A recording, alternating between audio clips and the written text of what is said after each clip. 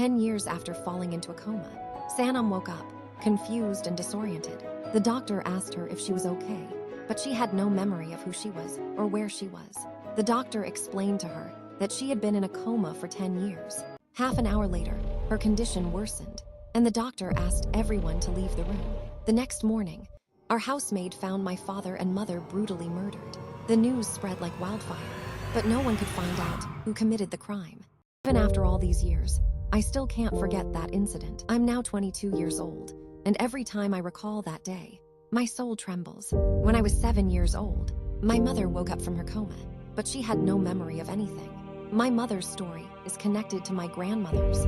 Ekta, my grandmother's husband, had married her only to take revenge.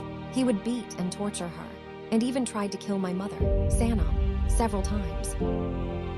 To save my mother's life, my grandmother took her to the same jungle where her life had been destroyed years ago.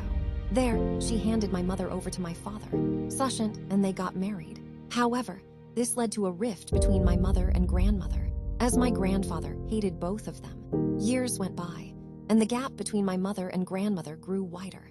No one knew if they were even alive.